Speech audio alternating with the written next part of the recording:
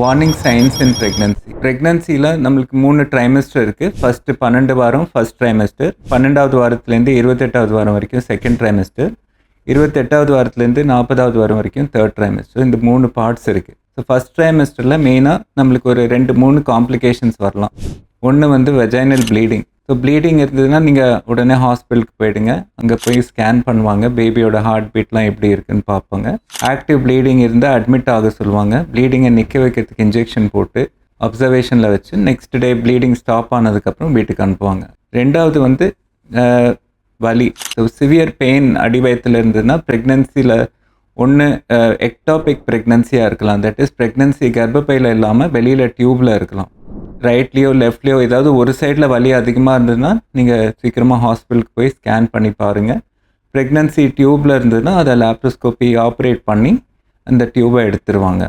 யூட்ரஸ்குள்ளே இருக்கிற ப்ரெக்னன்சிக்கு வந்து மேனேஜ் பண்ணலாம். மூணாவது வந்து வாமிட்டிங். நார்மலாக ப்ரெக்னன்சியில் வாமிட்டிங் இருக்கிறது நார்மல். பட் ஒரு 8-10 தடவை வாமிட் பண்ணி பேஷண்ட் வந்து ரொம்ப வீக் ஆகிட்டாங்கன்னா ஹாஸ்பிட்டலுக்கு போகலாம்.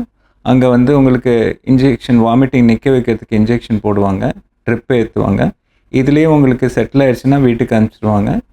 யூரின் டெஸ்ட்டில் அசிட்டோன்னு ஒன்று செக் பண்ணுவாங்க. அசிட்டோன் பாசிட்டிவாக இருந்ததுன்னா அட்மிட் பண்ணி இந்த செலைன் ட்ரிப்ஸ் எல்லாம் கொடுப்பாங்க. இது எல்லாமே ஒரு 24 ஹவர்ஸில் செட்டில் ஆகிடும். நீங்கள் நார்மலாக ஆகிட்டிங்கன்னா வீட்டுக்கு அனுப்பிச்சிடுவோம். இது ஃபஸ்ட் ட்ரைமெஸ்டரில் வர காம்ப்ளிகேஷன்ஸ். செகண்ட் ட்ரைமெஸ்டர் யூஸ்வலி ஒரு சேஃப் பீரியடாக இருக்கும். அதில் பெரிய காம்ப்ளிகேஷன்ஸ் யூஸ்வலாக வராது.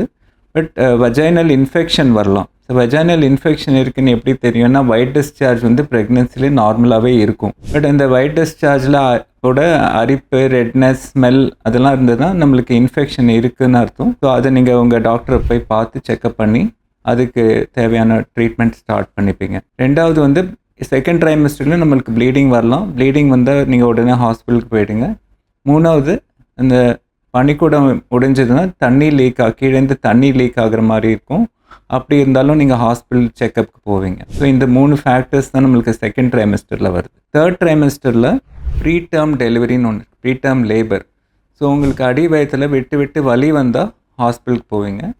பேபி அசைவு சரியாக தெரியலனாலும் ஹாஸ்பிட்டலுக்கு போகணும். லீக்கிங், ப்ளீடிங் இருந்தால் நீங்கள் கண்டிப்பாக போக தான் போகிறீங்க. ஸோ 4 வார்னிங் சைன்ஸ் தேர்ட் ட்ரைமெஸ்டரில் இருக்குது. Leaking, bleeding, pain, reduced movement. So இந்த சிம்டம்ஸ்லாம் இருந்ததுன்னா நீங்கள் ஹாஸ்பிட்டலுக்கு போய் அங்கே இருக்கிற டியூட்டி டாக்டர் பார்த்து உங்கள் சிம்டம்ஸை சொல்லுங்கள். அவங்க செக்அப் பண்ணிவிட்டு உங்கள் கன்சல்டண்ட்டுக்கு இன்ஃபார்ம் பண்ணுவாங்க. இன்னொரு விஷயம், இந்த தேர்ட் ட்ரைமெஸ்டரில் என்ன ஆகலைன்னா சடனாக பிபி ஏறலாம். ஸோ இதை வந்து ப்ரீ எக்லாம்சியான்னு சொல்லுவாங்க, இல்லைன்னா pregnancy induced hypertension. So BP ஹையாக இருக்கிறவங்களுக்கு சில பேருக்கு கொஞ்சம் ஹெட்டேக் வரலாம், கண் பார்வை எஃபெக்ட் ஆகலாம், மேல் வயரில் வலி வரலாம். இந்த மாதிரி சிம்டம்ஸ் இருந்ததுன்னா இது ரொம்ப சிவியர் ஹைப்பர் டென்ஷன் அர்த்தம். அப்படி இருந்ததுன்னா அவங்க பிபிக்கு டேப்லெட் போட்டு தேவைப்பட்டால் டெலிவரும் பண்ணிவிடுவாங்க. ஸோ பேபி ப்ரீமெச்சூராக இருந்தால் கூட மதரை சேவ் பண்ணுறதுக்காக டெலிவரி பண்ண வேண்டியிருக்கும். இதை வந்து சிவியர் ப்ரீ எக்லாம்சியான்னு சொல்லுவாங்க. So leaking, bleeding, pain, reduced moments and high blood pressure, இதெல்லாம் வந்து நம்மளுக்கு தேர்ட் ட்ரைமெஸ்டர் இருந்தால் ஹாஸ்பிட்டலுக்கு போகிறது நல்லது.